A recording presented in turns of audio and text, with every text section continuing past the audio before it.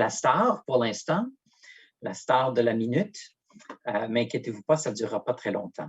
Alors, bonjour tout le monde, je m'appelle Inouk Touzin, je suis coordonnateur en appui aux communautés francophones accueillantes à la Fédération des communautés francophones et acadiennes du Canada. Je serai le modérateur pour ce panel donc sur les communautés francophones accueillantes. Je vais vous indiquer quelques informations pour commencer, puis ensuite on va plonger. Je pense que c'est le fun de pouvoir découvrir ces communautés et en apprendre plus, puis échanger ensemble. Donc, je veux vraiment privilégier le moment de parole des panélistes. Et d'ailleurs, je vais commencer tout de suite en vous disant que il y a une traduction simultanée qui n'est pas disponible pour le panel d'aujourd'hui puisque nous avons des groupes distincts, donc ce n'est pas possible de faire la traduction simultanée. Alors, je suis désolé s'il y a des anglophones parmi nous qui auront un peu plus de difficultés d'accès. Voyez ça comme une session pratique d'apprentissage du français. Et puis, voilà. On va commencer donc immédiatement et à la fin, il y aura une période de questions. Vous pouvez écrire vos questions dans le chat, soit à tout le monde ou aux panélistes que vous souhaiteriez qu'ils répondent. Et puis, on va noter les questions. Je vais les regarder pendant que les panélistes font leur présentation pour essayer de les trier un peu puis les choisir pour la fin. Commençons avec une petite présentation. On a avec nous 5 panélistes. On a une chercheuse, Nathalie Bélanger, professeure titulaire à l'Université d'Ottawa, qui est professeure titulaire en fait à la Faculté d'éducation de l'Université d'Ottawa. Elle est titulaire d'une chaire de recherche sur l'éducation et la francophonie, en plus d'être membre du Collège des chaires sur le monde francophone. Ses intérêts de recherche portent sur la francophonie, les politiques publiques, l'éducation, les processus d'inclusion, exclusion en milieu scolaire et les études sur les minorités, la sociologie et l'éducation et l'ethnographie. Alors, on a aussi Anna Diallo, qui est agente de liaison communautaire au réseau en immigration francophone du Manitoba. C'est une initiative de la Société de la francophonie manitobaine. En collaboration avec les partenaires communautaires, Anna est responsable de la mise en œuvre de l'initiative de la communauté francophone accueillante de la région de la Rivière-Seine au Manitoba. Elle est captivée par le domaine du développement économique et communautaire et forte de son engagement dans les communautés rurales du sud-est du Manitoba. Anna est actuellement basée dans la ville de Sainte-Anne pour contribuer au déploiement du projet pilote des communautés francophones accueillantes fait par et pour les communautés francophones en situation minoritaire et initié par le ministère de l'Immigration, Réfugiés et Citoyenneté Canada en 2018. Notre deuxième communauté francophone accueillante, c'est celle de Terre-Neuve et Labrador. Et notre panéliste pour cette présentation, c'est Néné Ouellaré, qui est coordonnatrice du réseau en immigration francophone à Terre-Neuve et Labrador. Néné est née à Paris d'une mère française et afro-américaine et d'un père guinéen et égyptien, des origines qui ont influencé sa perception du monde et son parcours professionnel. Diplômée d'un master en économie, elle a commencé sa carrière il y a 20 ans dans les métiers du commerce international, essentiellement pour le compte de multinationales dans diverses industries. Puis, elle a orienté sa carrière vers la gestion des ressources humaines pour ensuite se tourner vers les métiers du coaching. Elle obtint un diplôme universitaire en coaching d'entreprise et a accompagné pendant plusieurs années des entrepreneurs, des organismes et des particuliers dans l'atteinte de leurs objectifs. Néné a commencé son aventure canadienne à Saint-Jean-de-Terre-Neuve où elle s'est établie avec sa famille depuis 2018 et y occupe actuellement le poste de coordonnatrice du réseau en immigration francophone après avoir été agente de développement pour la communauté francophone accueillante de Labrador-Ouest. Ensuite, on saute vers Hamilton, en Ontario, dans le sud, où Nabila Sissaoui est agente de projet de l'initiative des communautés francophones accueillantes au réseau en immigration francophone du centre-sud-ouest de l'Ontario. Elle est employée du réseau en immigration francophone depuis 2011. Nabila a occupé plusieurs postes. Elle a débuté sa carrière en tant qu'agente de liaison pour les régions de Hamilton et Niagara. Elle occupe actuellement le poste d'agent de projet de l'initiative Communauté francophone accueillante du centre-sud-ouest de l'Ontario. Titulaire d'un diplôme d'ingénieur en informatique, option innovation et entrepreneuriat technologique de l'École polytechnique de Montréal, Nabila poursuit sa passion où elle a pu mettre à profit ses compétences en gestion de projet et de travail dans le milieu communautaire, plus précisément auprès de la communauté francophone du centre-sud-ouest de l'Ontario. Et notre dernier panéliste, c'est Yves Saint-Germain, c'est le directeur division de la politique linguistique et des communautés francophones, la Direction générale des politiques de l'établissement et de l'intégration à Immigration, Réfugiés et Citoyenneté Canada. Yves est directeur de la division de la politique linguistique et des communautés francophones de la Direction générale des politiques d'établissement et d'intégration à IRCC. Il est chargé d'établir les orientations du programme d'établissement d'IRCC dans le domaine de la politique linguistique et de diriger les contributions d'IRCC au plan d'action pour les langues officielles 2013-2018 et le nouveau centre de politique en immigration francophone. Il est le coprésident fédéral du Forum fédéral, provincial et territorial sur les langues, un groupe de travail du Forum des ministres FPT responsables de l'immigration, et il est membre du groupe de travail FPT sur l'établissement ainsi que du Conseil national de l'établissement. Yves possède une maîtrise en sciences politiques de l'Université de Laval et un baccalauréat de l'Université d'Ottawa. Il s'est joint à IRCC en 2006. Alors, ça fait un petit tour de nos panélistes. Je vais enlever ma pin et on va maintenant tout de suite commencer avec un petit survol des communautés francophones accueillantes. Pardon, je remonte mon écran pour retrouver ma place. Alors, ici, c'est l'atelier 1, n'est-ce pas? Plein feu sur l'initiative des communautés francophones accueillantes. Tiens, je vais me remettre parce que j'ai un autre court texte à vous lire cette fois. Des fois, avoir plus qu'un écran, ce n'est pas aussi utile qu'on croirait quand on est en présentation puis notre souris refuse d'obéir. Donc, plein feu sur l'initiative des communautés francophones accueillantes, c'est le projet pilote pan-canadien des communautés francophones accueillantes, propose un modèle par et pour les communautés et vise, par le biais d'une variété d'initiatives et d'activités, à favoriser le tissage des liens entre les immigrantes et les immigrants et leurs communautés d'accueil respectives. La conception et la mise en œuvre de l'initiative sont des occasions privilégiées pour réfléchir aux politiques publiques s'adaptant à la réalité locale, mais aussi à la mise en œuvre axée sur la collaboration entre une multitude de parties prenantes.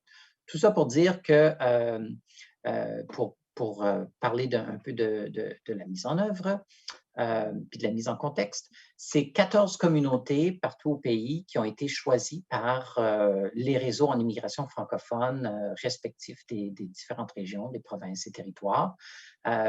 Et c'est une initiative qui est faite par et pour les communautés en partenariat de manière assez innovante avec IRCC. C'est assez excitant ce qui se passe. Et puis, c'est dans le cadre, évidemment, du plan d'action sur les langues officielles.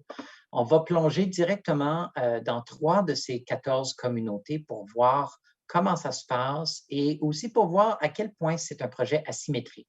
Donc, les réalités sont différentes, le type de communauté qu'on retrouve sont assez différentes aussi et je pense que vous allez trouver ça assez inspirant comme démarche. Donc, commençons, sautons tout de suite dans ces projets. On va commencer par 3 mots. Donc, 3 mots pour décrire votre communauté, pour les distinguer les unes des autres, puis illustrer les grandes différences entre elles. Alors, on va commencer avec Nabila. Alors, je te pine, Nabila, et je me dépine. Merci, Inouk. Bonjour à tous ceux et celles qui se sont joints à nous cet après-midi. C'est un petit peu difficile ce que tu me demandes, mais je peux en 3 mots dire que la communauté francophone de Hamilton est une communauté urbaine, dynamique et diversifiée. Excellent, merci beaucoup. On va changer de pin et on va voir ce que Néné Oularé peut nous dire sur sa communauté à Terre-Neuve-et-Labrador. Bonjour, ma communauté, c'est donc Labrador-Ouest. Donc, c'est une communauté rurale avec un nombre limité d'organismes et une communauté francophone assez rassemblée, concentrée. Excellent, merci beaucoup. Et Anna maintenant. Alors, bonjour à toutes et à tous. Alors, concernant la région de la Rivière-Seine, pour décrire en 3 mots cette communauté. Donc, c'est une communauté rurale, de proximité et familiale. Excellent, merci beaucoup. Alors, maintenant, chers amis, on va creuser un peu plus à fond. On va commencer aussi à inclure Yves et Nathalie dans notre tour de questions. Alors, la prochaine question est pour Yves. En quoi l'initiative est-elle innovante? Qu'est-ce qui a mené IRCC à adapter sa manière de faire et ses pratiques pour mieux répondre à un double objectif, soit tisser des liens entre les immigrants et leurs communautés d'accueil respectives et renforcer les capacités communautaires? Merci beaucoup, Enoch. J'espère que vous m'entendez tous très bien. D'abord, c'est un grand plaisir d'être ici aujourd'hui avec mes panélistes. Alors, heureux de pouvoir partager cette table ronde avec les acteurs communautaires dans le domaine des communautés francophones accueillantes et des chercheurs. Donc, je pense que c'est certainement la réalisation d'un grand rêve, en tout cas pour mon équipe et moi, d'avoir pu avancer cette initiative qu'on pourrait qualifier effectivement d'innovante. Donc, le PALO, le plan d'action des langues officielles 2018-2023 a été un peu un point tournant pour nous parce qu'on réfléchissait depuis plusieurs années à l'idée de comment faire mieux pour intégrer ce qu'on appelle le modèle d'intégration canadien dans toute sa splendeur, c'est-à-dire de penser non seulement à l'immigrant, mais aussi à sa communauté d'accueil et comment ce maillage entre les deux puisse se faire un peu mieux. Donc, le PALO a été vraiment la chance de mettre en œuvre des nouvelles initiatives et l'aspect innovateur était vraiment au cœur de ce qu'on voulait avancer au niveau de comment mieux équiper les communautés à recevoir, intégrer cette immigration francophone. On souhaitait aussi faire avancer l'approche du par et pour les francophones, donc que cette initiative-là ne soit pas designée par des bureaucrates à Ottawa dans les tours d'ivoire, mais que ce soit l'œuvre aussi des acteurs, des spécialistes de terrain comme mes collègues qui sont ici sur ce panel. Donc, c'était très important et c'est une recommandation qui avait été en fait formulée dans le cadre de l'évaluation de notre programme d'immigration francophone en 2017. Une recommandation a été faite. Pensez au par et pour, pensez de cette lentille-là. N'allez pas de l'avant avec d'initiatives cuites d'avance seulement au sein de l'appareil gouvernemental. Donc, pour nous, le ministère, je pense que le par et pour les francophones inclut certains principes. Donc, un des principes, évidemment, qu'on ait une offre de services d'établissement qui soit offerte par les organismes francophones, qui sont ancrés dans leur communauté respective et que ces fournisseurs-là, ces organismes-là, soient là pour jouer le rôle, pour tisser des liens durables entre les immigrants, entre la personne immigrante et la communauté d'accueil.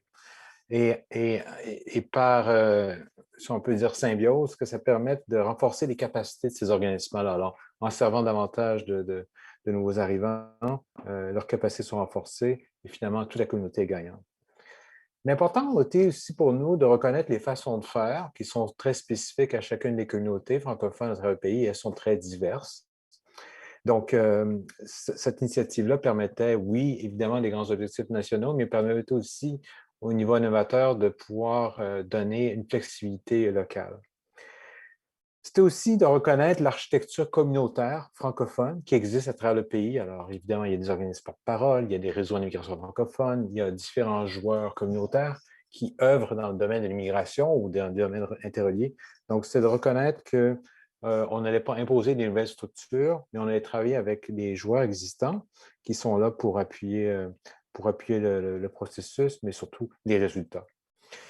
Enfin, un autre principe clé pour nous était que les communautés doivent participer activement au processus de prise de décision qui les affecte avec les instances gouvernementales. Alors, la prise de décision ne pouvait pas seulement être l'œuvre des fonctionnaires, encore une fois, mais que ce soit un peu plus une idée de co-planification, mais aussi une certaine part de co-décision.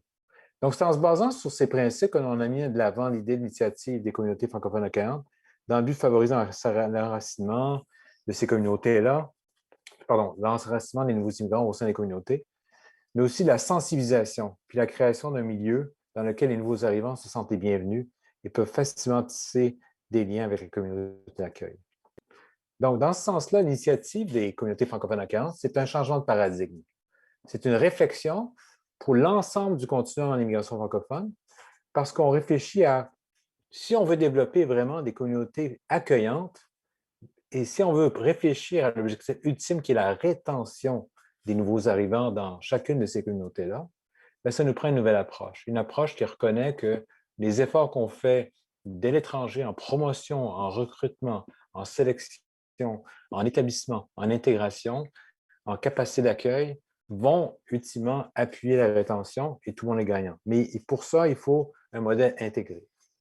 Donc, l'approche privilégiée qui a été retenue par le ministère était celle du partenariat avec les communautés et aussi de la coplanification active.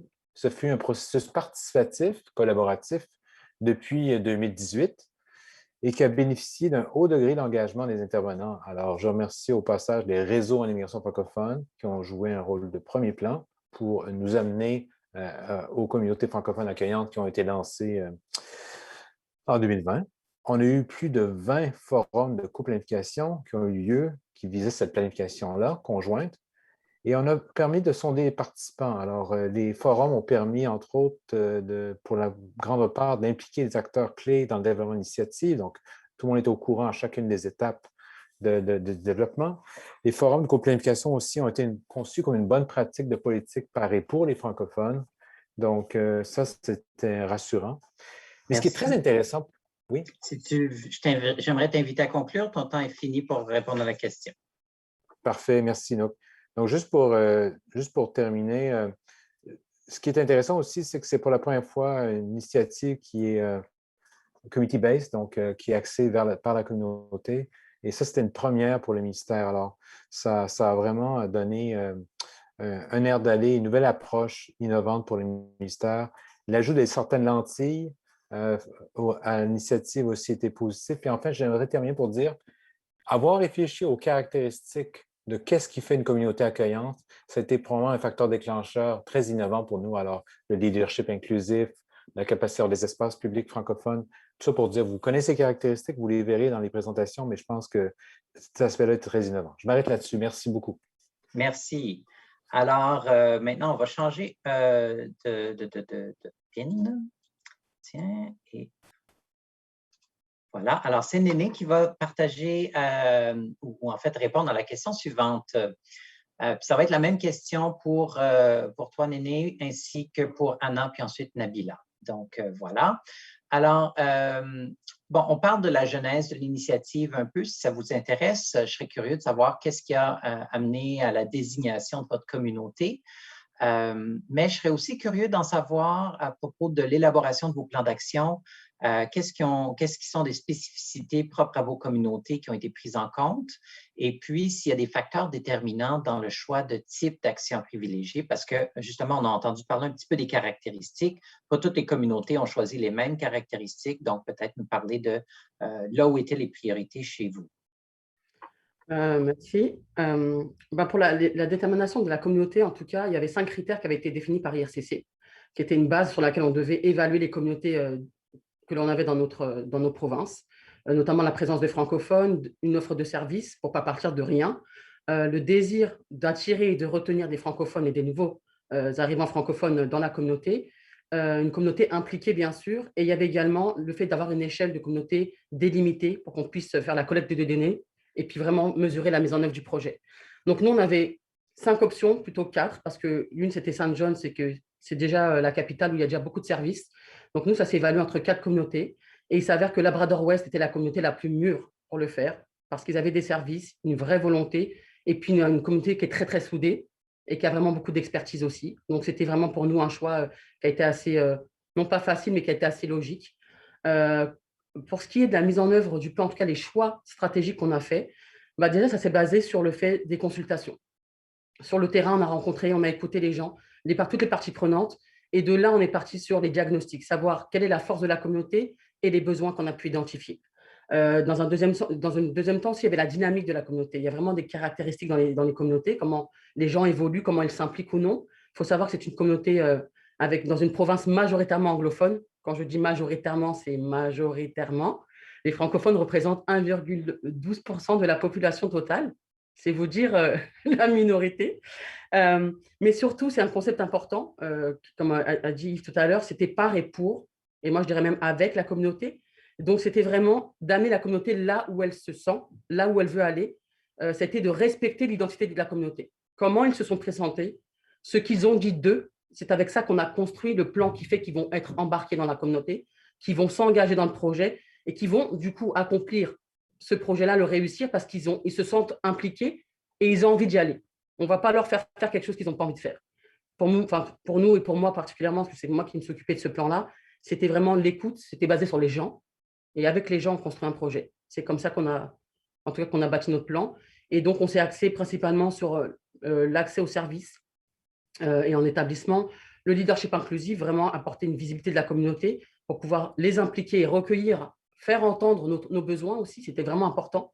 Des espaces publics accueillants et l'engagement communautaire, vraiment de les amener à s'exprimer et à prendre part à la communauté dans son ensemble. C'est comme ça qu'on a procédé.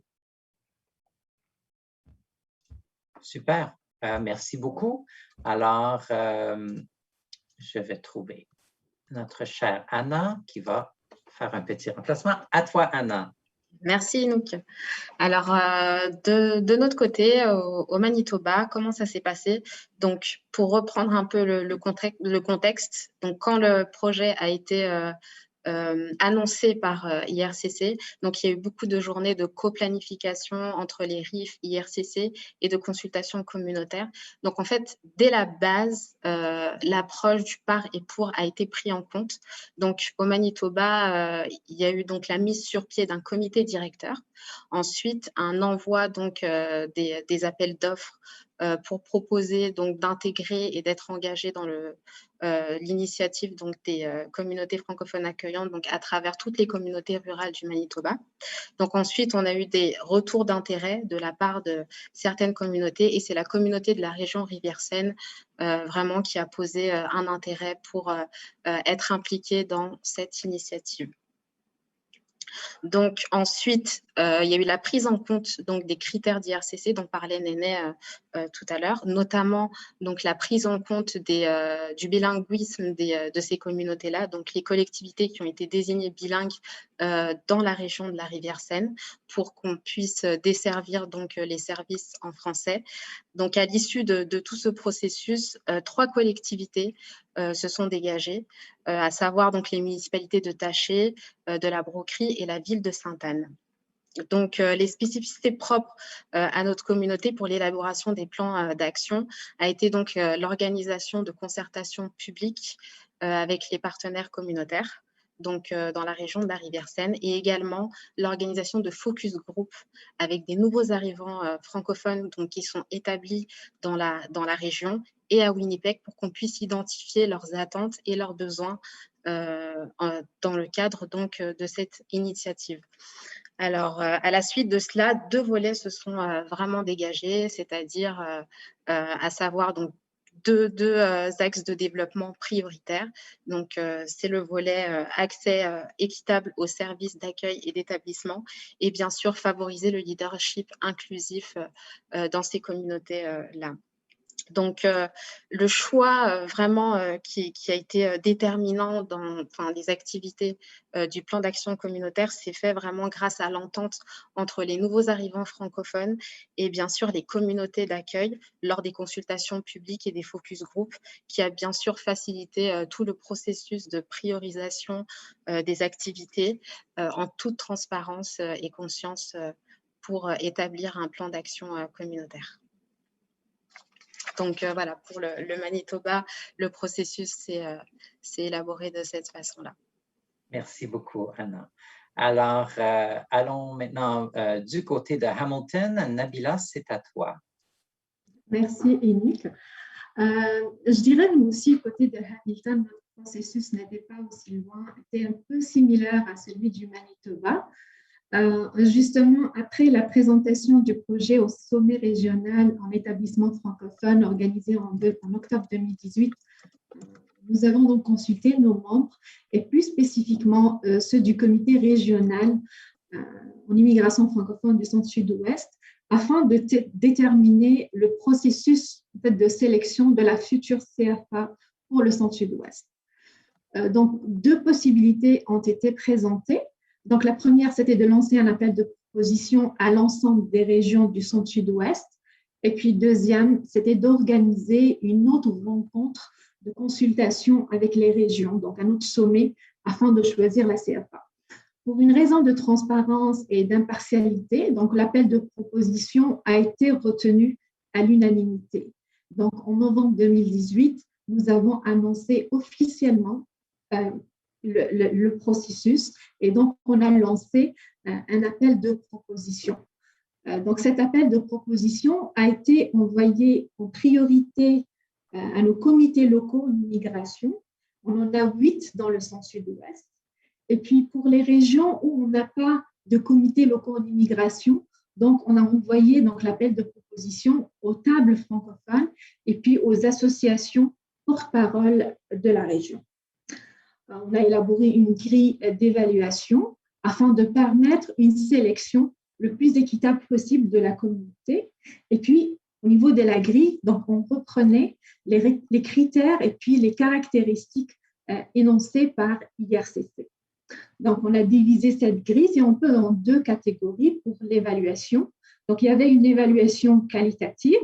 Et là, donc, on parle de présence d'immigrants francophones dans la région, services d'établissements francophones disponibles, et aussi tout ce qui touche l'intégration économique, opportunités d'emploi, taux d'emploi, etc., bilingue dans la région. Et puis, la deuxième catégorie sur laquelle on s'est basé, donc c'est plutôt l'évaluation quantitative. Ici, donc, on demandait aux soumissionnaires de nous dire pourquoi, comment la communauté démontre un besoin ou une volonté d'attraction et de rétention des immigrants francophones dans la région donnée. Est-ce que la communauté démontre aussi une capacité à mettre le projet en œuvre? Donc, l'objectif ici était de mesurer la motivation, l'intérêt de la région soumissionnaire et de s'assurer que la région soumissionnaire a correctement compris le concept du projet de CFA. Donc, par la suite, le comité de sélection qui était composé de membres des autres RIF de l'Ontario, donc est passé à l'analyse des soumissions. Et puis, on a annoncé qu'à la fin de leur travail, on a annoncé que la communauté francophone accueillante de la région du centre-sud-ouest et la région de Hamilton, et puis l'annonce officielle a été faite en février 2020. Ensuite, après ce processus de sélection, donc on est passé à la formation donc, de notre conseil consultatif. En fait, c'est le comité local en immigration francophone de Hamilton qui a été transformé en CC, en invitant donc d'autres acteurs à se joindre, comme la municipalité, un entrepreneur, et puis aussi on a ajouté un comité aviseur formé de 3 nouveaux arrivants pour qu'ils puissent apporter aussi leur vision du projet. Après cette phase, on a conçu le conseil consultatif, on est passé à la phase d'analyse des besoins. Et suite à cette phase d'analyse, on a donc écouté les membres de nos communautés via des consultations individuelles, groupes, puis des sondages en ligne. Donc, on a déterminé que les caractéristiques prioritaires sont l'accès équitable aux services d'accueil et d'établissement, les opportunités économiques, entrepreneuriat, emploi, et puis les espaces publics accueillants. Sans oublier aussi l'importance de la promotion des services en français et la coordination avec les acteurs potentiels dans la région de Hamilton. Donc, c'est un peu le résumé de notre processus de sélection et puis les caractéristiques retenues pour le travail sur le plan d'action. Merci beaucoup, Nabila. On va maintenant avoir une question pour Nathalie Bélanger. En fonction de ce que vous avez entendu jusqu'à maintenant sur les spécificités de chacune des communautés francophones accueillantes et de vos recherches passées abordant l'enjeu de l'immigration francophone, quelle est, d'après vous, la valeur ajoutée de politiques publiques qui accordent un poids important aux initiatives axées sur la communauté et tenant compte de leurs réalités respectives? Oui, prenez votre gorgée. Vous allez pouvoir en profiter. Merci beaucoup. Merci pour la question et merci beaucoup là, de m'avoir invité à réagir à ce panel. C'est vraiment formidable tout ce qu'on peut apprendre sur ces communautés francophones accueillantes-là, donc je suis très contente d'être là aujourd'hui et de voir le chemin parcouru déjà, malgré la COVID-19, malgré des situations, en entendant les 3 panélistes. Donc, parfois des situations de grande minorisation, hein, si on pense à Labrador-Ouest, on voit tout ce qui est fait, par exemple, pour développer un accès aux services, un leadership inclusif. Quoique peut-être tout à l'heure, j'aimerais en savoir davantage sur qu'est-ce que ça veut dire dans ces 3 contextes-là. Mais c'est très, très intéressant et on voit que ça avance beaucoup. Et on dirait qu'on arrive plus c'est plus qu'une simple sensibilisation à l'importance de l'accueil de nouveaux arrivants dans des communautés plus petites que les grands centres, ou les grands centres qui sont déjà bien pourvus en communauté de personnes nouvellement arrivées. Et ça me rappelle un petit peu l'enquête que j'avais menée avec ma collègue Diane Farmer et aussi Lauriane Cyr. Et on avait publié un rapport sur l'échelle d'e-préparation et la gouvernance communautaire en 2014. Justement, on essayait de voir, à partir d'un instrument d'action publique, comment des municipalités au Nouveau-Brunswick et des organismes avaient un petit peu, à partir de l'outil, s'étaient préparés pour savoir est-ce qu'on est prêt à accueillir? Si oui, de quelle façon? Quelles sont nos forces, nos défis? Et il ressortait de cette enquête-là, finalement, que les communautés se préparaient, se sensibilisaient. Mais là, avec ce qu'on entend, on voit qu'on est encore déjà un petit peu plus loin. On parle d'emploi, hein, notamment pour la communauté d'Hamilton. Et Nabila en a beaucoup parlé, déjà dans des services beaucoup plus précis. Donc, je trouve ça intéressant de voir à quel point ça avance. De s'imaginer, hein, comment s'imaginer devenir une communauté accueillante loin des grands centres. Donc ça, c'est vraiment intéressant. Et ça nous éloigne un petit peu des discours un peu naïfs, hein, comme Nicole Galland en parlait, des discours naïfs qui, par exemple, en pensant que ça va aller facilement à l'accueil de nouveaux arrivants. Non, ce n'est pas toujours aussi facile et ça demande un certain effort, des infrastructures, des initiatives communautaires comme on les voit aujourd'hui. Donc, une façon de se concerter. Hein. On voit dans les 3 initiatives à quel point il y a la consultation. On va vers la communauté, on consulte et on procède du bas vers le haut, finalement, au lieu d'y aller du haut vers le bas. Donc ça, c'est très intéressant aussi. Et ça nous éloigne aussi de l'approche purement démographique, instrumentale, dont avait parlé aussi Shedley Belkodja. Et ça aussi, c'est intéressant parce que là, on est déjà dans quelque chose de plus concret. On ne veut pas tout simplement augmenter pour augmenter, travailler sur les nombres. Non, on veut vraiment favoriser une communauté, un vivre ensemble avec un accès à des services, à l'emploi, éventuellement des services de garderie, des discussions autour de l'école pour des enfants, etc. Donc ça, c'est quand même, il me semble aussi très, très important. Il reste encore, il me semble, un point aveugle dans tout ça, un angle invisible où on voudrait en savoir davantage, c'est le côté humain, c'est-à-dire le parcours des nouveaux arrivants dans ces communautés-là. Leur vécu, et il me semble que les travaux, par exemple, de Léla Salle sont assez intéressants de ce point de vue-là, hein, parce qu'on en apprend davantage, justement encore pour s'éloigner de cette perspective purement démographique ou instrumentale, mais bien pour rentrer dans des trajectoires, comprendre c'est quoi le vécu du nouvel arrivant dans une communauté accueillante.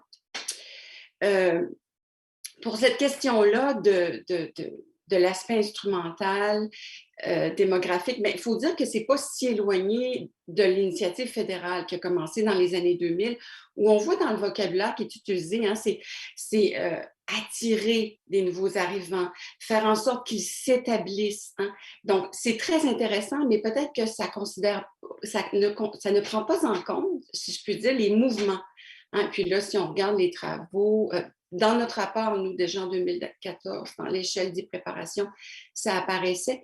Mais si on pense aux travaux d'Amal Madibo, qui parle justement des déplacements transnationaux, des allers-retours hein, entre la communauté d'accueil et le pays d'origine, où il peut y avoir encore des membres de la famille qui sont là-bas.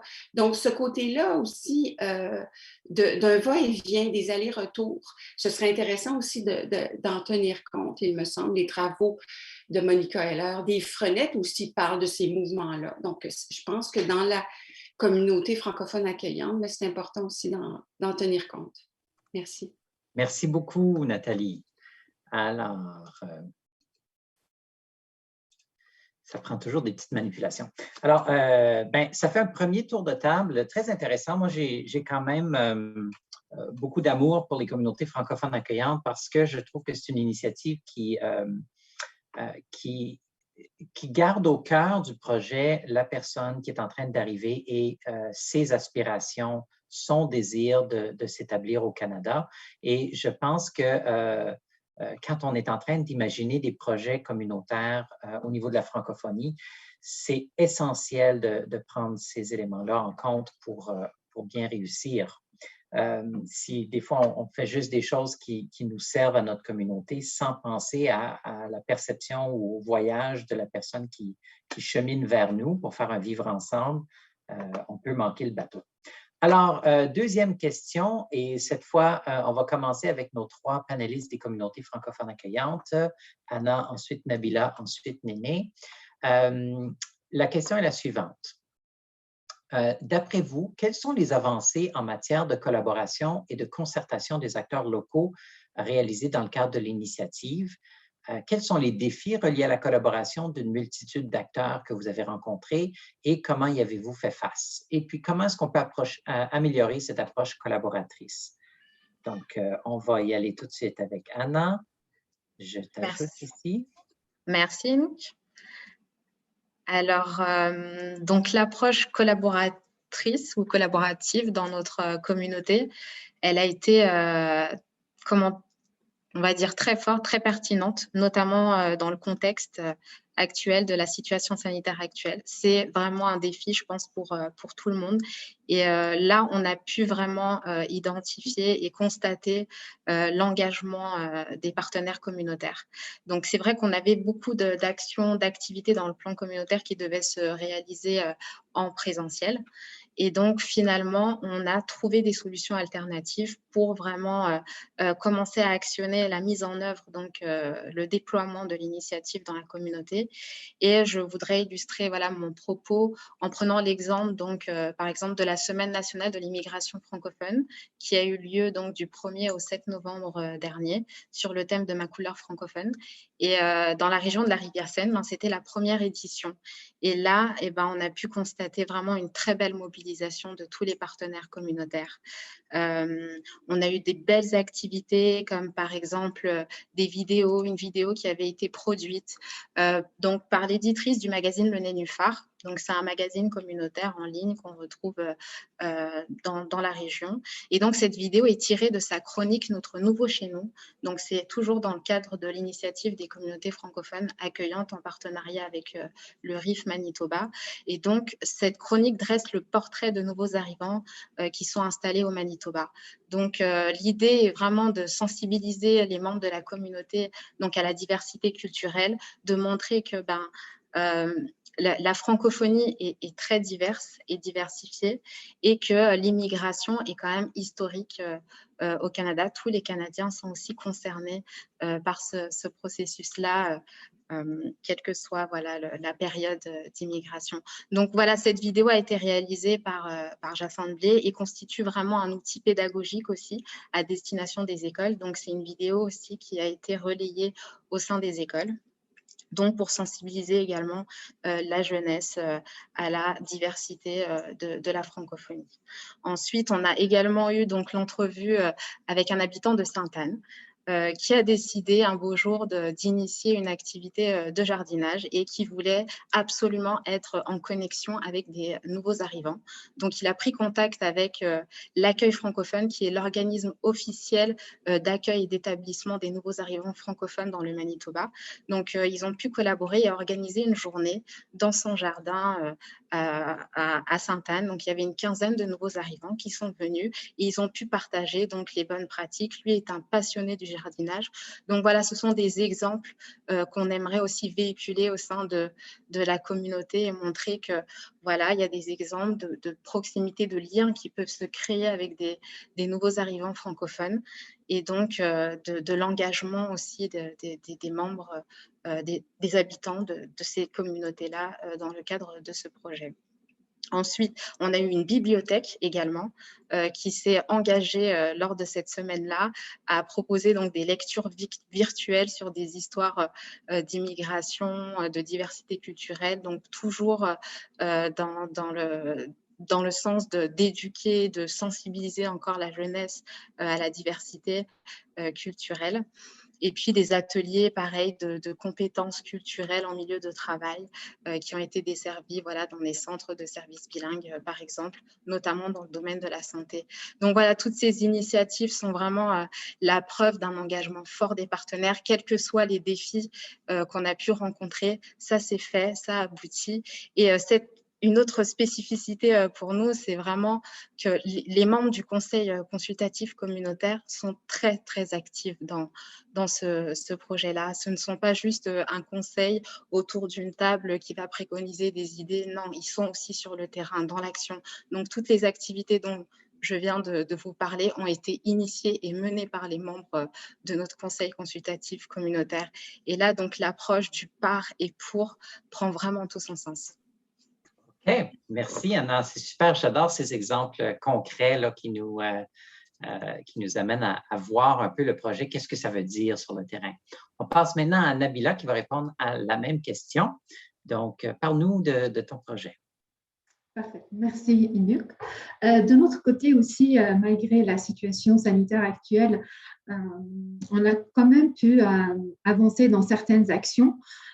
On a dû revoir le format de quelques actions, mettre en attente d'autres et puis avancer sur d'autres activités telles que le projet d'incubateur pour les entreprises francophones, promotion des services, un programme de mentorat pour les jeunes immigrants francophones, aussi l'implication du milieu informel dans l'initiative et puis surtout les actions de sensibilisation puis de promotion afin de permettre à tous nos membres de suivre l'évolution du projet et puis de s'impliquer aussi dans la mise en œuvre.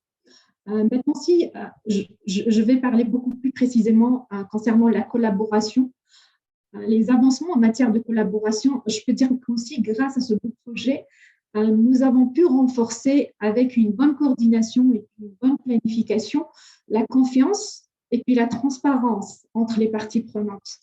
Nous avons pris le temps d'étudier, de concerter les membres par rapport aux initiatives à mettre en place, développer des solutions ensemble. Ici, je parle principalement donc, du membre du CC. Nous avons pu également renforcer notre collaboration avec la municipalité qui est impliquée dans la mise en œuvre de quelques initiatives, sans oublier aussi la bonne collaboration avec quelques partenaires anglophones.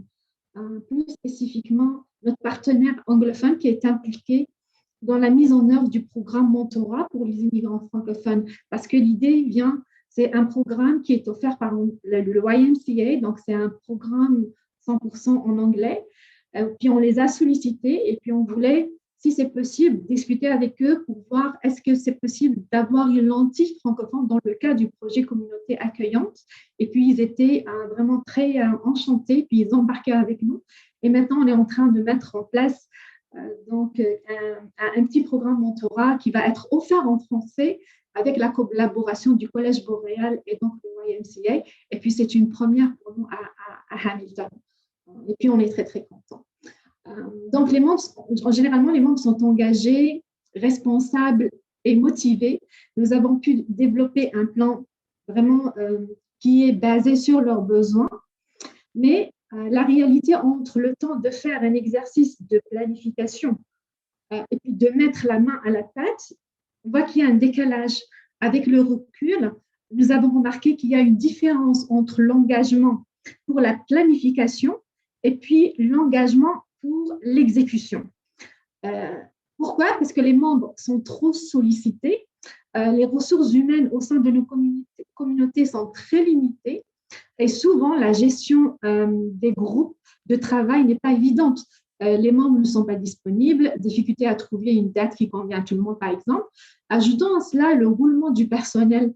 Donc, il y a quelques acteurs qui ont participé à la phase de planification, mais qui ne sont plus là donc, pendant la phase de l'exécution, donc ils ne font pas partie. Et donc, on se rend compte que nous avons beaucoup d'attentes envers nos partenaires au niveau de l'exécution, sans qu'on ait à préciser qu'est-ce qu'ils ont à faire en termes d'exécution concrètement. Donc, une des solutions, c'est vraiment pour nous de réviser notre plan d'action, de revoir la contribution de nos partenaires et bien sûr d'avoir leur accord avant de le valider. Une plus grande responsabilité donc, de l'exécution au niveau de l'exécution va se reposer sûrement sur l'agent de projet. Et donc, il y a l'option de recruter des consultants ou opter pour l'achat de services, qui est une bonne option à prendre en considération pour l'année 2. Donc, il faut revoir qu'est-ce que les membres du CC peuvent faire, qu'est-ce que l'agent de projet peut faire et quelles sont les tâches à exécuter en faisant appel à des consultants. Finalement, je dirais qu'il faut revoir nos attentes, les préciser un peu plus. Nos membres sont tous bien intentionnés et engagés, mais c'est la réalité qui les attrape. Souvent, au moment de la planification, l'engouement est tel qu'on ne regarde pas forcément la réalité de leur disponibilité. Et malheureusement, au moment de l'exécution, ils ne sont pas disponibles. Non, ce n'est pas par mauvaise volonté, mais à cause de leur réalité. On va aller avec leur disponibilité, réalité sur le terrain, être à l'écoute, tout en tenant compte du rôle des responsabilités de chacun. Merci. Si j'ai dépassé mon temps. Ça va, on est encore dans les temps. Alors, on va passer à Néné. Donc, moi, je vais me concentrer donc, sur la question vraiment des avancées que ce projet a permis en tout ce qui concerne la collaboration. Ça a été déjà, je pense, un bon outil d'auto-évaluation de la communauté, parce que d'amener la communauté à se questionner sur leurs besoins ou sur ce qu'ils attendraient, fait qu'ils arrivent aussi à se demander ce qu'ils ne formulent pas eux-mêmes. Moi, j'ai trouvé une communauté où, majorité anglophone, comme je le disais, où les gens disaient de toute façon, on ne nous écoute pas, de toute façon, les gens viennent une fois ou ne viennent pas. Tous les services se trouvent à Terre-Neuve. Tous les organismes provinciaux ne s'intéressent pas forcément à nous. Donc, on vient nous voir de temps en temps, on apparaît, on disparaît et on ne sait pas où sont les projets. Du même côté, quand je contactais les organismes provinciaux, ils me disaient « Ah, mais on s'est rendu une fois, il n'y avait personne à notre consultation, personne n'est venu. Peut-être c'était un jour de tempête par moins 35. C'est sûr que le sujet doit être vraiment intéressant pour qu'ils sortent de chez eux. » Donc, j'avais ces deux sons de cloche. La municipalité aussi qui disait les francophones ne demandent pas, on ne sait pas de quoi ils ont besoin, ils ne nous demandent rien. Et la communauté disait non, on ne demande pas, on n'en a pas de toute façon. Donc, moi, le travail était vraiment déjà de faire comprendre aux gens. Donc, si vous ne demandez pas, si vous n'êtes pas acteur et impliqué dans votre propre réalité, les gens ne peuvent pas deviner ce dont vous avez besoin. C'est aussi une réalité. Donc, ça donne de la responsabilité et je pense du pouvoir aussi à la communauté de s'impliquer et de comprendre en quoi s'impliquer va avoir des impacts.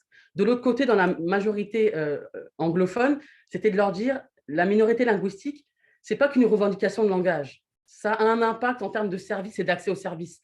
Ces francophones qui payent des taxes n'ont pas accès aux services. C'est un moment s'adapter aussi à qui on parle. Il faut que chacun comprenne comment il peut contribuer. Donc, nous, à quoi ça a contribué, c'est les francophones ont fait valoir leurs points, se sont davantage impliqués. On a été beaucoup plus invités à des tables de consultation qui, avant, avaient juste le lieu pour la municipalité. Ils lançaient des consultations publiques. Les francophones n'étaient jamais conviés. Donc, ils les ont vraiment plus inclus. Ils ont une représentativité. Même pendant la période de Covid, les nouveaux arrivants francophones ont été redirigés automatiquement. Même s'ils ne savaient pas trop à qui contacter, il y a encore un travail à faire là-dessus. Moi-même, je recevais des courriels. Il y a des francophones, il y a des gens qui parlent ta langue chez nous. Qu'est-ce qu'on en fait? Donc, ça a été quand même, ils ont cherché vraiment à aiguiller les gens, à renseigner les gens. Et ça, je trouve que c'est vraiment un effort collaboratif et quelque chose de très significatif dans une communauté où pour eux, il y avait, oui, les francophones sont là depuis longtemps. Il faut quand même savoir que Labrador City, avant, était une ville francophone et est devenue une ville anglophone. Donc, c'est oui, il y a les francophones, on les connaît, ils sont dans le coin là-bas, vers l'association de l'AFL. Ah, il y a les anglophones. On passe de là à dans quelle mesure nous sommes tous des gens qui vivons ensemble et dans quelle mesure le nouvel arrivant, déjà pour des francophones qui n'ont pas de service, un nouvel arrivant en aura encore moins. Donc là, la communauté se questionne sur qu'est-ce que c'est d'arriver chez nous. Et là, on ne dit pas chez les francophones et les anglophones. Ils se demandent comment c'est d'arriver chez nous. Et je pense que c'est là tout ce travail de ce projet, c'est qu'on parle de nous, on parle d'une communauté, et donc on a conscience, en faisant son auto-évaluation, de ce dont moi je manque, le nouvel arrivant en manque encore plus. Et ça a été aussi un beau travail de leur faire se rendre compte que les gens viennent de partout. Qui sont les francophones qui arrivent? Qui sont-ils? Si on vient d'un pays d'Afrique et qu'on arrive par moins 40 en hiver au Labrador, on peut ne pas rire beaucoup les premiers jours. On va avoir besoin de gens qui vont nous divertir un peu et nous rassurer. Donc, ils sont très bons pour ça. La communauté francophone là-bas est excellente pour ça. C'est des gens qui se mobilisent, qui aident, et ça, c'est vraiment formidable. Donc, je pense que ça a vraiment permis d'amener un nous dans un projet. Il y a une confiance qui s'est installée. C'est vrai qu'ils mettent ça par rapport à un visage. Moi, je suis la labradorienne. C'est la francophone du Labrador. Pour les anglophones comme les francophones, ils identifient quelqu'un. Donc, c'est bien et en même temps, c'est là où on va aller sur la limite. Dans les collaborations, on a pu voir que c'est vraiment l'individu qui compte. Moi, je suis quelqu'un de terrain, je suis vraiment très, très proche des gens. Donc, je donne de ma personne, j'aime les gens. Donc, c'est vrai que le contact est assez facile. Et donc, on va aller vers des personnes, des organismes qui vont, comme on dit, ça va être contagieux, ce dynamisme, et ils vont vraiment avoir une écoute pour ça et essayer de nous aider du mieux possible. Mais c'est aussi la variable où, selon l'interlocuteur qu'on a, il est intéressé au projet. Demain, quand ça change, on n'est pas sûr que vraiment les gens vont pouvoir continuer à cet engagement. Donc, c'est un travail de longue haleine. Il faut continuer à être présent, il faut continuer à écouter et surtout engager les membres. Je pense que c'est la solution pour la suite. Super, merci beaucoup, Néné. La prochaine question est pour Nathalie. Alors, les conseils consultatifs locaux de chacune des communautés francophones accueillantes permettent la concertation d'une diversité de parties prenantes. D'après votre expérience et ce que vous avez entendu aujourd'hui, quels sont les défis et les opportunités liés à de tels modèles de collaboration et de concertation impliquant une multitude d'acteurs locaux et quels sont leurs potentiels impacts sur la communauté? Merci pour la question. C'est fascinant, ce tour de table-là. À chaque fois, on en apprend davantage et c'est vraiment fascinant de voir ce qui se fait dans ces trois communautés-là. Et je dirais aussi de voir à quel point le concept, les gens se sont appropriés le concept de communauté accueillante, alors qu'on sait que ça vient.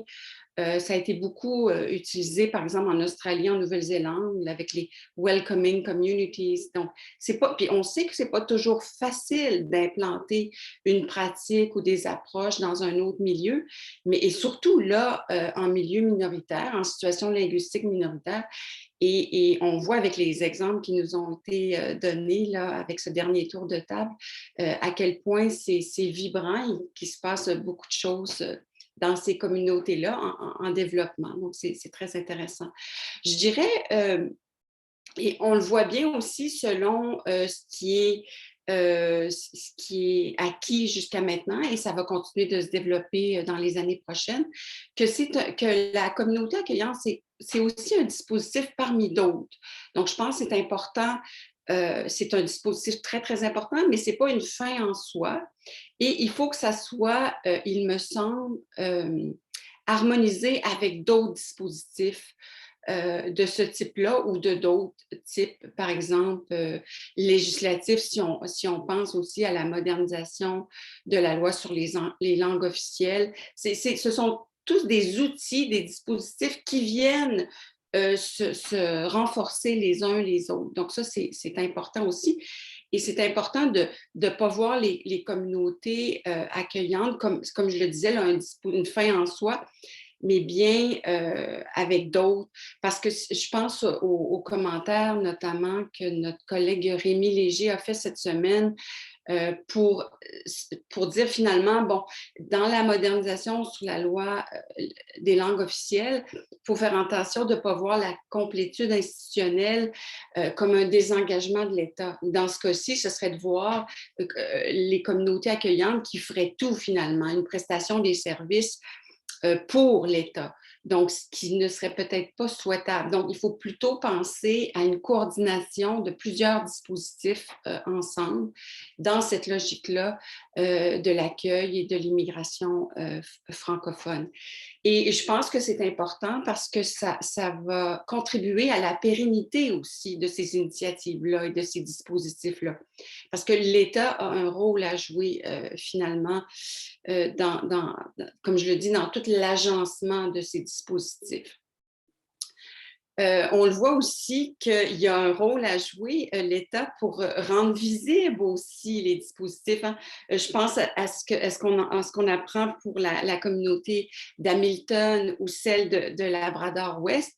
Hein, on voit qu'il y a un travail aussi d'explication avec la communauté majoritaire de langue anglaise, de rendre visibles les initiatives, hein, pour ne pas qu'elles restent isolées. Et on voit déjà ce que nos panélistes nous ont dit, à quel point tout ce qui se fait justement pour rendre bien visibles toutes ces initiatives-là. Et là, encore une fois, je répète, l'État a un rôle certainement à jouer dans ça.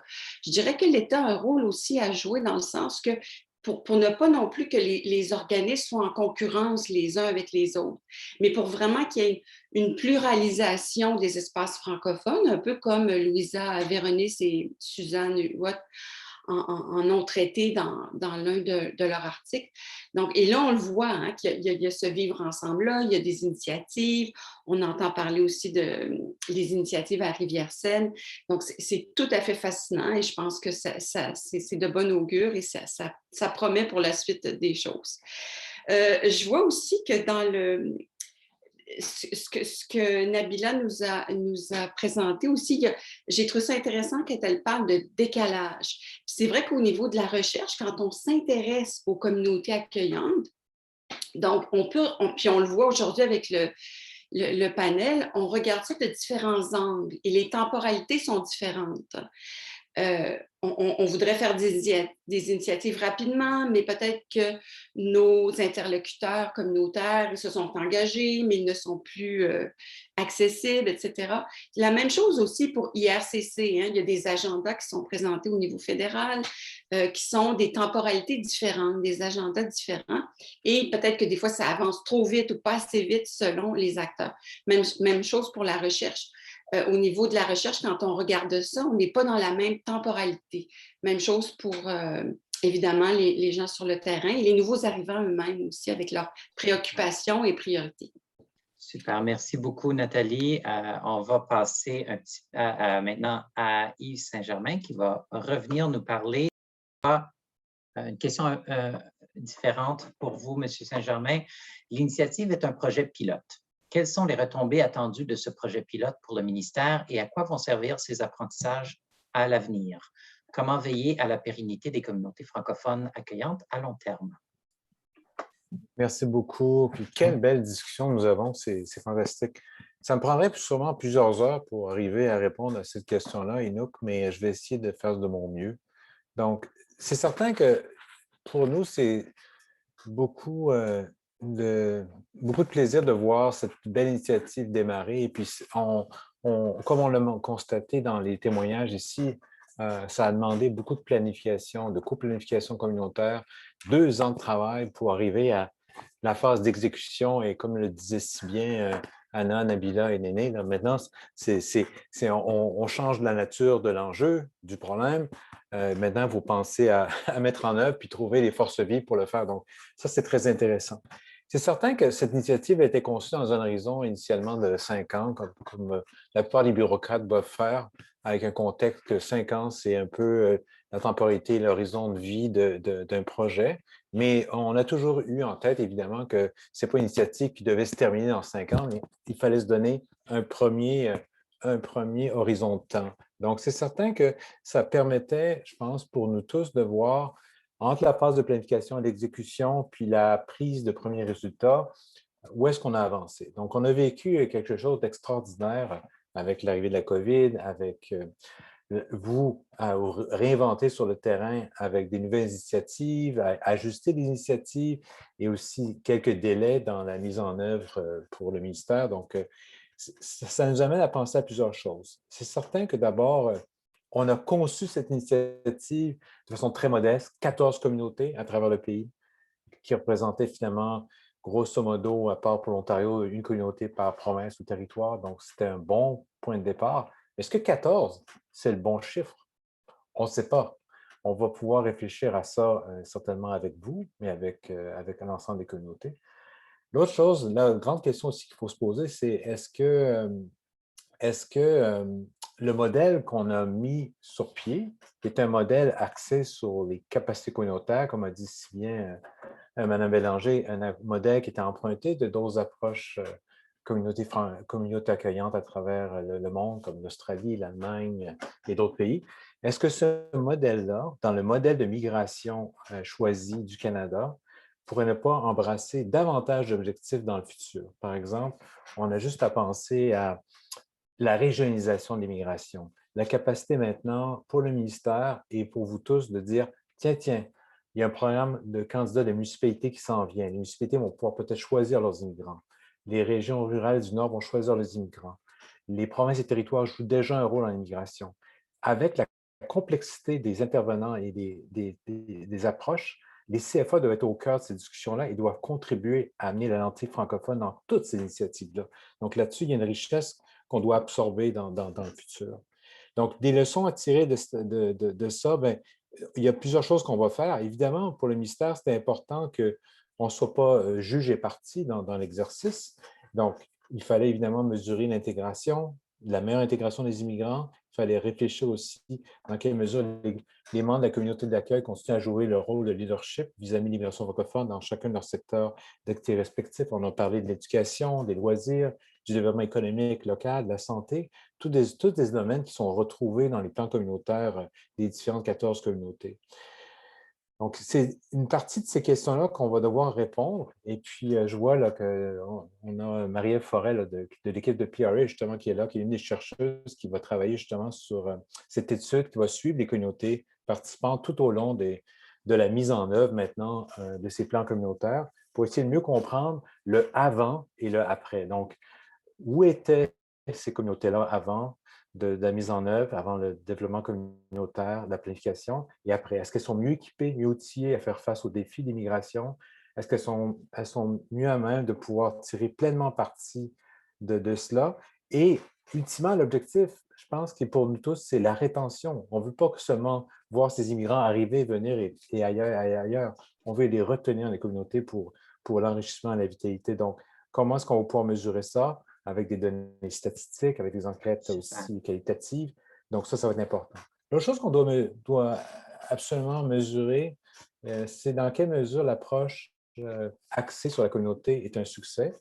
Donc, il y a des choses qui ont bien fonctionné en termes de coplanification, des choses qui ont été un peu plus difficiles. Donc, on va vouloir réfléchir à ce qu'on fait du par et pour mur à mur ou bien est-ce qu'on fait du par et pour sur certains morceaux pour vous libérer de certaines contraintes administratives pour la mise en œuvre des prochaines étapes. Puis ensuite, je pense qu'il faut réfléchir à, comme on dit, l'ensemble du contenu en immigration. La promotion de l'immigration à l'international, c'est super important. Mais comment s'assurer que les CFA qui doivent se pencher sur l'aspect local puissent aussi penser en amont, quoi faire au niveau international. Donc, de faire jouer les rouages de tout cela, ça va être super important. Et je pense qu'on va devoir s'arrêter là. Merci beaucoup, M. Saint-Germain. Je veux vraiment garder le temps pour les questions du public. Donc, tout le monde, c'est le temps de poser vos questions et je l'écris en même temps. Voilà. Donc, ce que je vais faire, je vais ajouter nos autres panélistes. Voilà. Et on va pouvoir faire une belle photo d'équipe, si on veut. Alors, donc, j'ai vu une question du public un petit peu plus haut. Alors, je vais juste aller la retrouver et puis on va commencer ici. Donc, c'est une question qui nous vient de Monique Pest. Notre organisme, le Centre Mothers Matter, est un organisme par appui de partenaires, la plupart travaillant avec une clientèle réfugiée et immigrante, assurant la prestation de nos programmes, des programmes reconnus par IRCC comme des programmes d'intégration, des programmes pour des enfants. Quel est le rôle des communautés francophones accueillantes pour le développement de ce genre de programme dans vos communautés respectives? Donc, on parle de programmes pour les parents, des enfants d'âge préscolaire et dans une approche par et pour les mères. Donc, est-ce qu'il y a des communautés francophones accueillantes parmi celles que nous avons sur notre panel qui ont des partenariats ou qui s'intéressent justement à des programmes pour parents avec des enfants d'âge préscolaire?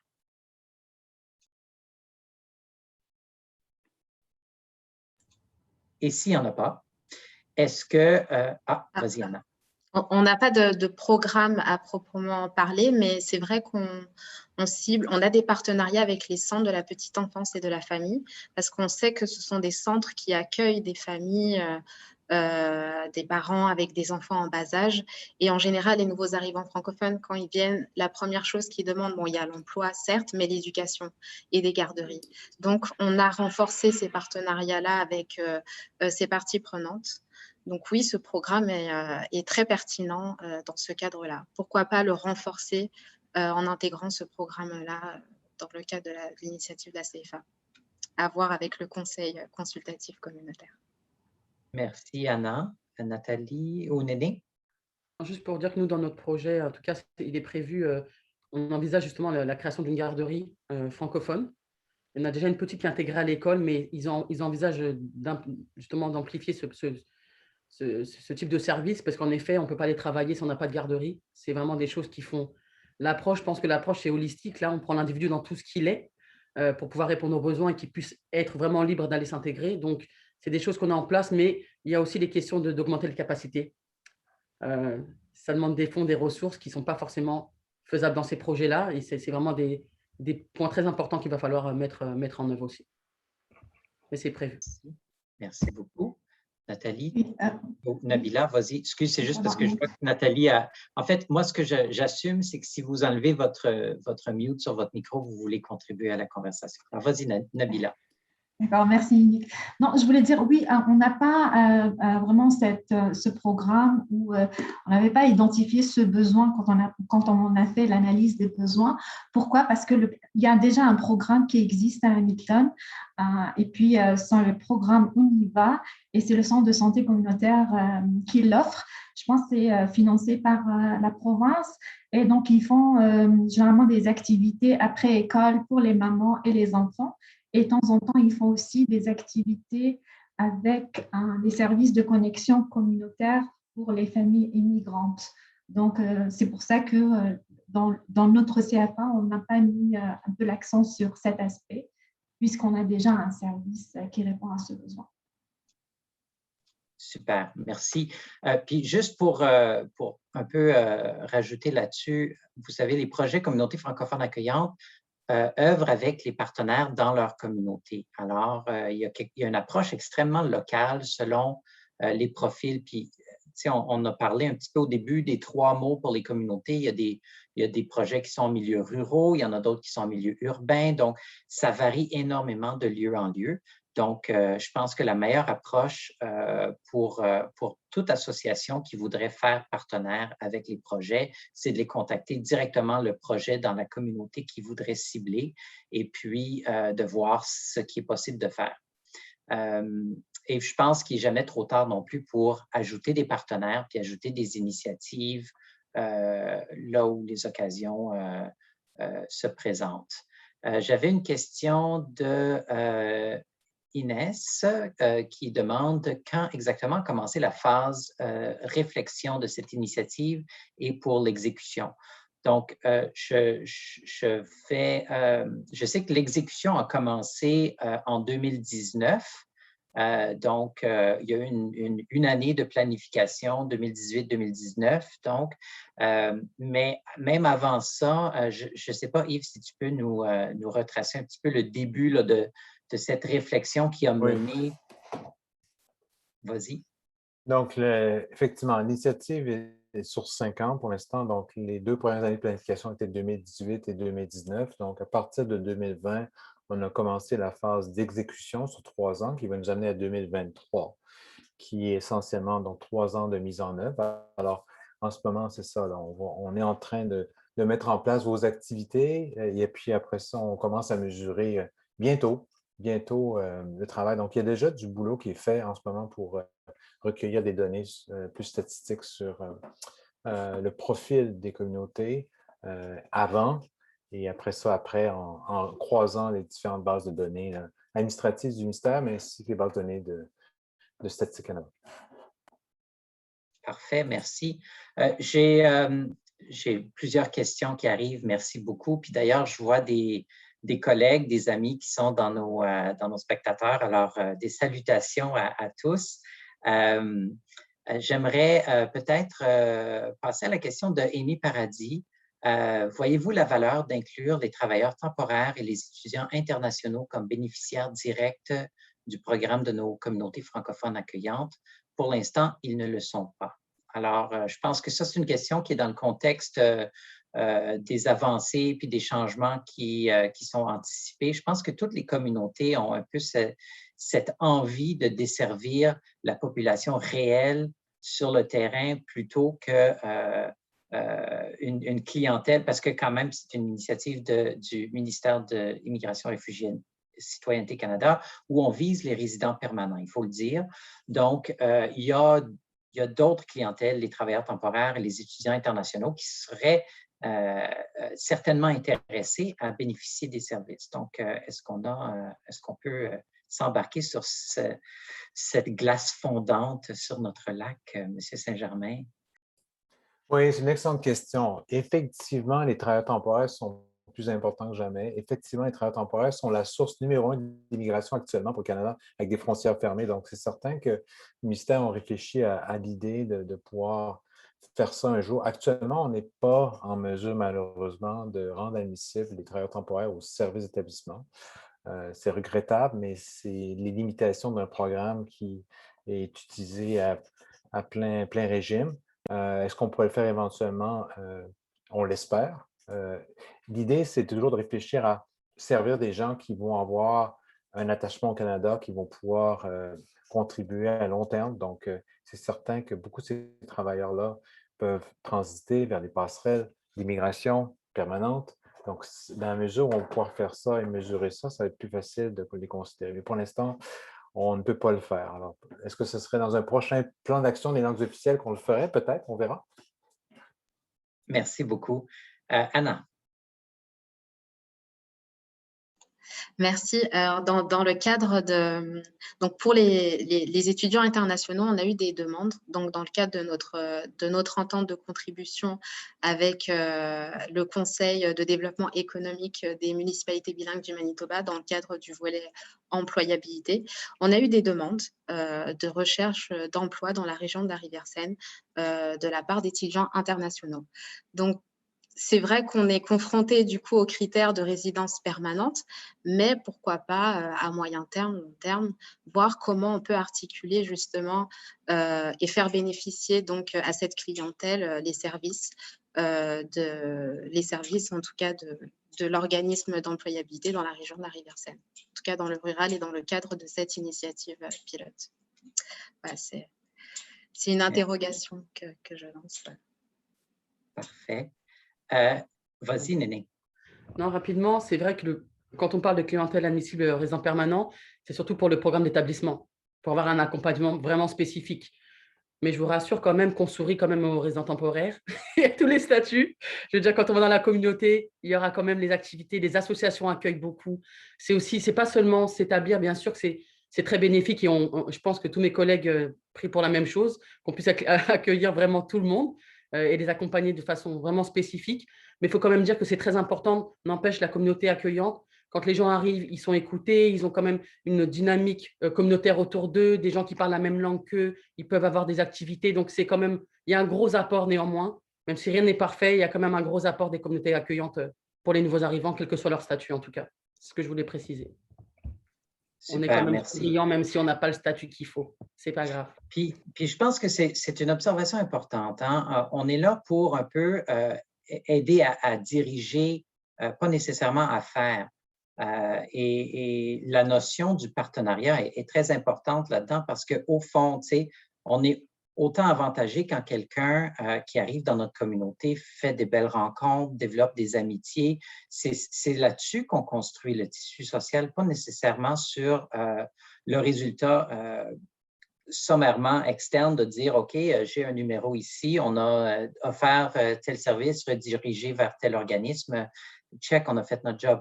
Donc, il y a la partie administrative qui nous oblige à faire ces checks de boîte-là, mais il y a la partie humaine. Puis je pense que pour beaucoup des travailleurs dans les communautés, c'est vers ça qu'on a une volonté d'aller. Nabila, tu as levé la main, tu voulais contribuer à ce point-là?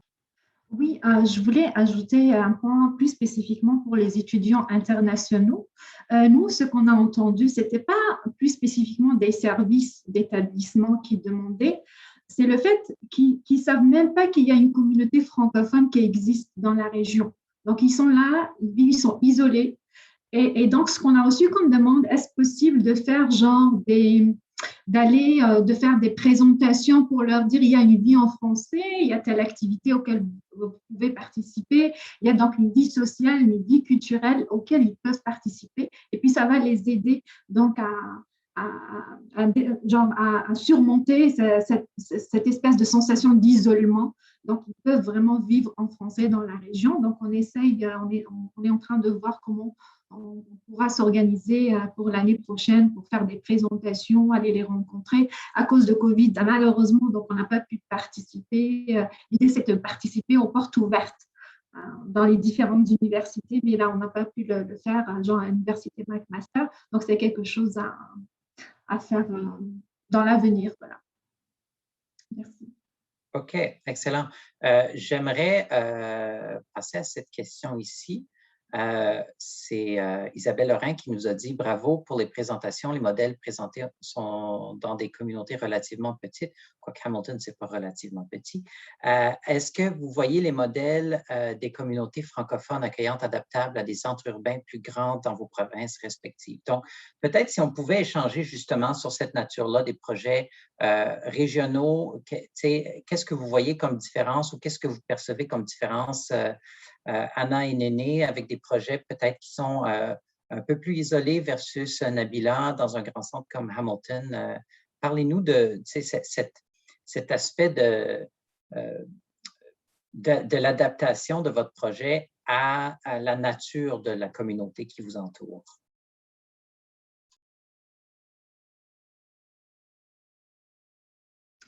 Je peux commencer, s'il vous plaît? Vas-y, Nabila. Je peux commencer. Je dirais que Hamilton, c'est quand même une communauté urbaine. On a quand même une population assez, j'aime pas élevée, mais quand même, on n'est pas loin de Toronto. On a autour de 3500 nouveaux arrivants selon le recensement de 2016. La communauté quand même francophone est assez grande. On a à peu près 40 000 personnes qui peuvent s'exprimer en français dans la région de Hamilton. Je pense quand on faisait l'analyse, en fait, ce qui est ressorti, ce n'est pas vraiment le besoin de créer de nouveaux services. On a déjà des services qui répondent aux besoins essentiels des nouveaux arrivants qui sont installés à Hamilton, mais c'est comment les renforcer. Il y a peut-être, genre si on parle de l'emploi principalement, donc c'est l'emploi qui revient souvent, est-ce que, par exemple, on peut donner des formations encore plus spécifiques aux nouveaux arrivants avec des backgrounds dans des domaines spécialisés? Si on parle de l'entrepreneuriat, par exemple, c'est pour ça que nous, on travaille sur le projet d'incubateur, parce qu'il n'y avait pas vraiment un programme qui permettait de soutenir les nouveaux arrivants dans le démarrage d'entreprises.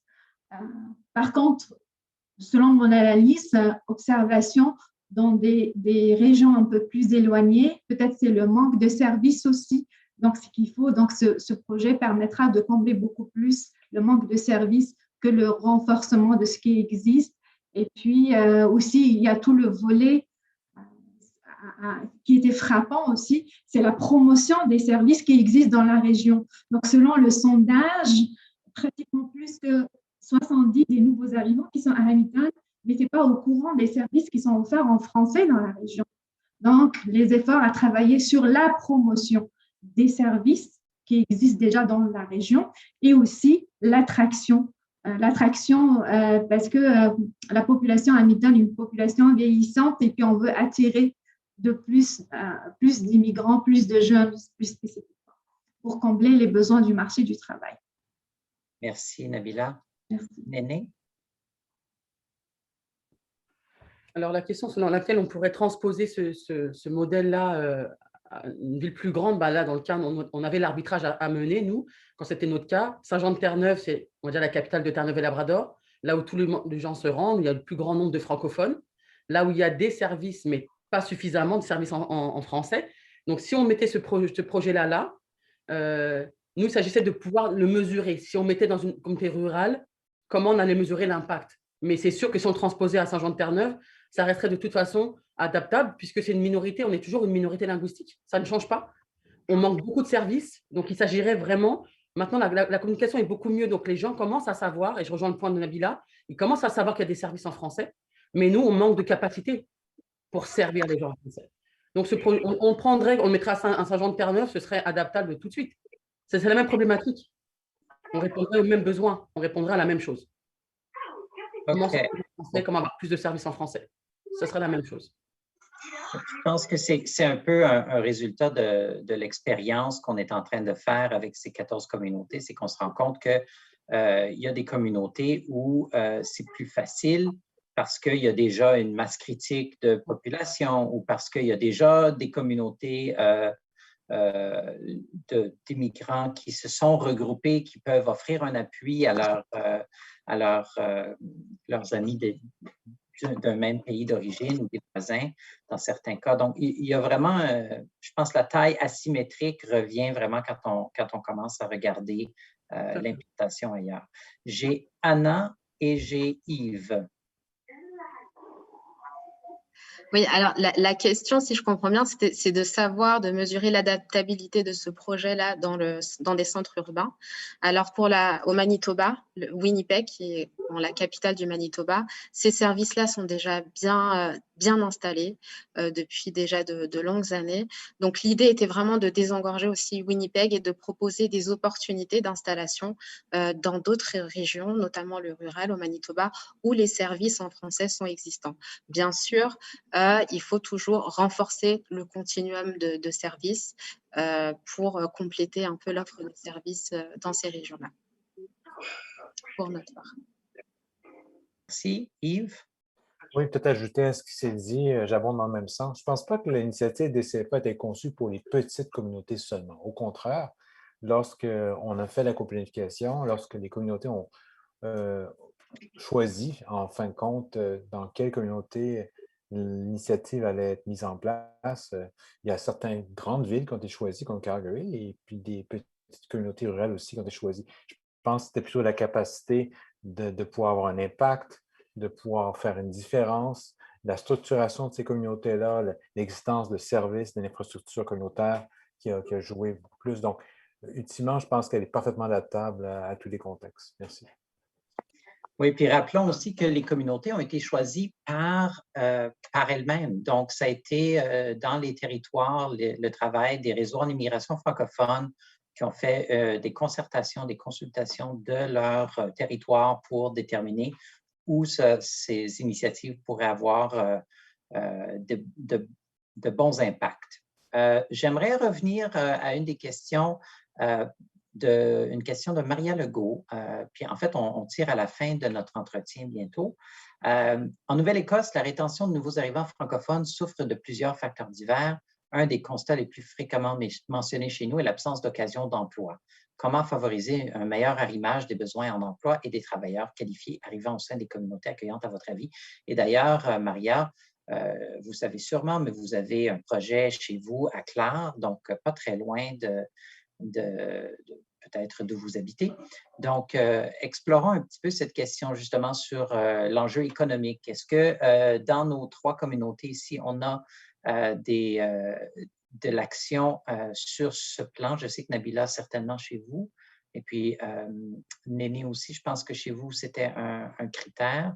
Anna, je sais que vous aviez choisi 2 critères, puis l'emploi n'en faisait pas partie cette fois. OK. Alors, Nabila, peut-être tu peux partir le bal. Oui, absolument. Oui, à Hamilton, c'était vraiment une des caractéristiques où on avait remarqué qu'on a vraiment un besoin de travailler là-dessus. Il y avait des lacunes, comme par exemple, comme je citais tout à l'heure, toute la question de l'entrepreneuriat. Aussi la question de sensibiliser aussi les employeurs au recrutement d'immigrants francophones. Donc, toute la question d'organiser des sessions de réseautage, puis permettre aux nouveaux arrivants donc, de rencontrer les employeurs pour échanger. Aussi, le programme de mentorat plus spécifiquement donc pour les jeunes, donc de leur donner cette chance d'être en contact avec un mentor pour échanger sur la culture travail au Canada, échanger aussi sur des expériences dans leur domaine. Et aussi, on essaye de mettre en œuvre, avec la collaboration de la municipalité, d'assurer qu'il y aura au moins 1 à 2 occasions de stage pour les nouveaux arrivants. Donc, de leur donner un push là pour développer une première expérience canadienne. Donc, on a des différentes comme ça petites initiatives qu'on essaye de mettre en place à Hamilton justement pour répondre aux besoins des nouveaux arrivants en matière d'intégration du marché du travail, qui est vraiment un facteur très, très, très important pour leur intégration dans la communauté. Super, merci beaucoup. Est-ce qu'il y en a d'autres qui voulaient se lancer là-dessus? Moi, je peux. Vas-y. Pour Labrador-Ouest, la particularité quand même, c'est que les activités sont vraiment liées à la mine. C'est des emplois dominants là-bas. Donc, en fait, les gens arrivent rarement au hasard au Labrador. Le niveau de vie est très élevé.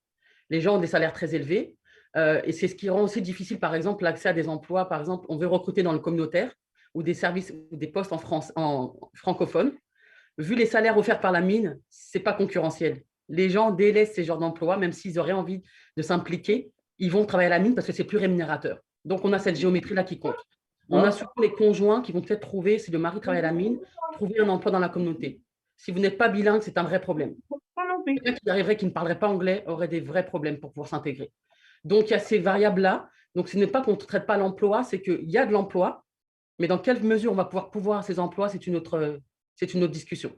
Le seuil de pauvreté au Labrador est quand même, à Labrador-Ouest, c'est quand même 65 000 $ annuels. En dessous de ça, vous êtes sous le seuil de pauvreté. C'est juste un titre indicatif, mais c'est très parlant dans les arbitrages et dans les choix que les gens vont faire pour aller travailler. Donc, c'est pour ça qu'on n'axe pas tout là-dessus. Le RED s'en occupe, mais c'est particulier à Labrador-Ouest en tout cas. Parfait. Anna, peut-être tu peux… Oui, rapidement. Oui, c'est vrai que nous, dès le départ, lors des consultations publiques, le volet employabilité a été mis sur la table parce qu'il y a un besoin en main-d'œuvre dans ces régions et notamment dans des domaines précis qu'on a pu constater lors des événements comme Destination Canada. On a pu donc échanger avec des futurs nouveaux arrivants qui ont un background dans le domaine de l'éducation et de la santé. Et c'est bien sûr ces besoins-là dont a besoin notre région, la région de la Rivière-Seine. Et donc, on a des dispositifs qu'on a mis en œuvre pour justement accompagner ces personnes-là. On est très proche avec les employeurs de la région, on a pu les identifier. D'ailleurs, une étude a été mise sur pied pour justement faire un peu une cartographie des besoins en main-d'œuvre dans la région. Donc, ces données et ces informations-là vont nous permettre aussi d'aiguiller les clients vers les employeurs. Donc, ça peut être des pistes pour faciliter leur intégration économique dans la région. Et là-dessus, je veux remercier nos panélistes Yves, Nathalie, Anna, Néné, Nabila. Merci beaucoup. Merci à nos participants pour des questions intéressantes. J'ai mis dans le chat l'évaluation, le lien SurveyMonkey pour évaluer notre atelier. Ce serait bien apprécié d'avoir votre rétroaction. J'aimerais aussi vous rappeler que demain, la prochaine thématique, ça va être impact de la pandémie sur l'immigration. Alors, j'espère que vous pourrez être au rendez-vous. J'aurais beaucoup aimé aborder la question de la recherche aussi. Je sais que c'est un projet, en fait, super intéressant parce qu'on est très sollicité oui, au niveau des nouveaux arrivants francophones, mais aussi au niveau de la recherche. Il y a un grand intérêt qui est porté sur ce projet et je serais curieux de voir comment ça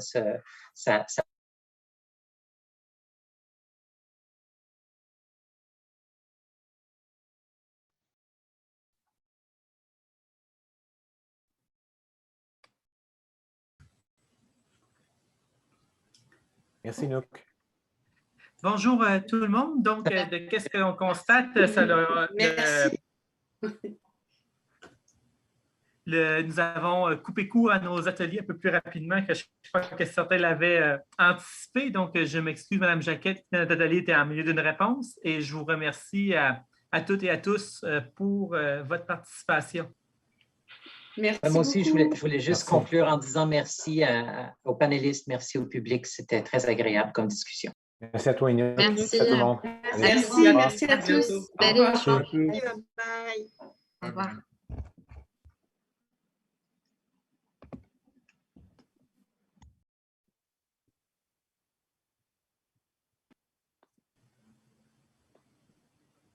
Guillaume, est-ce qu'on peut rester en ligne pour discuter un petit peu? Oui. On va juste attendre. Je ne sais pas s'il est... Parce que moi, j'avais des questions aussi. Je ne sais pas si la personne à qui j'ai répondu est déjà partie. Donc, ce que je disais... Oui, non, je suis désolée, Mme Jacquet, c'est ça, je n'étais pas... moi, je ne suis pas psychologue, mais je peux fournir des références pour des groupes, un groupe de recherche qui travaille spécifiquement avec des réfugiés, un groupe interdisciplinaire avec des médecins, des psychologues, des éducateurs. Et ça aurait pu aider la personne qui a posé la question. Et également s'appuyer, ce que je disais aussi, c'est on ne parle pas la langue, mais on a une expérience.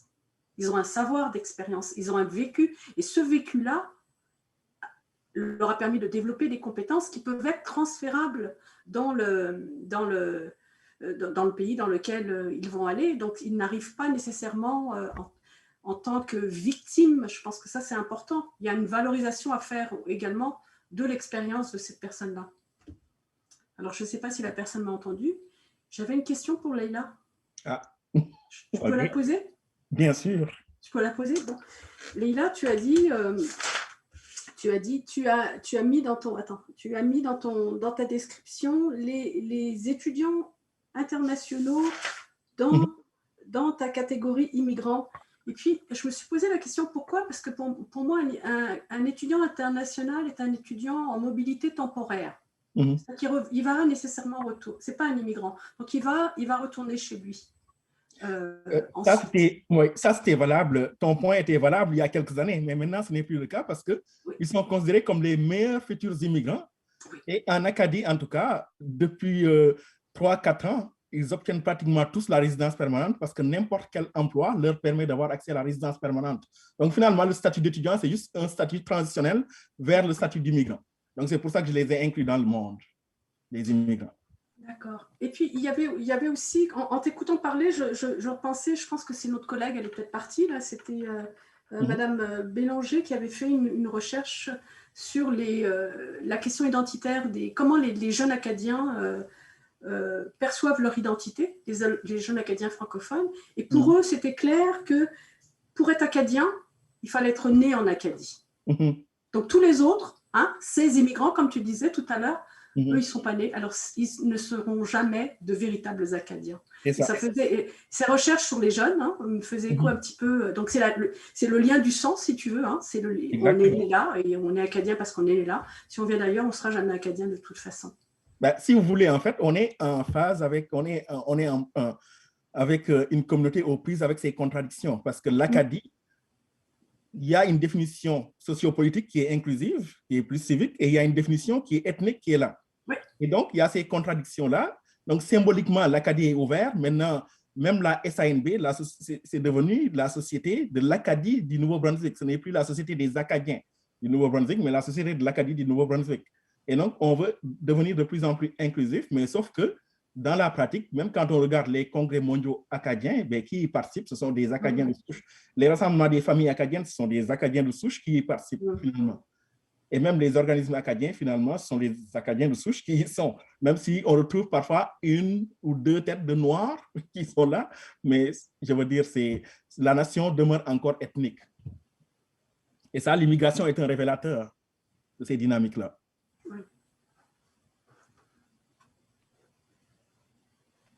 Et merci beaucoup. Puis encore une fois, je suis vraiment désolé que ça l'a coupé court. J'ai été pris par surprise moi-même du retour dans la salle. J'ai eu un message quelques secondes avant pour m'en aviser, donc je n'ai pas eu le temps d'intervenir. Sinon, j'aurais amené une conclusion un petit peu plus en bonne et due forme à notre atelier. Mais je vous remercie de votre participation et donc, c'est les réalités de la technologie et au plaisir en croisant les doigts qu'on puisse se revoir en personne l'année prochaine et d'ailleurs, il n'y aura personne pour nous couper dans nos discussions lorsqu'on sera autour d'une même table.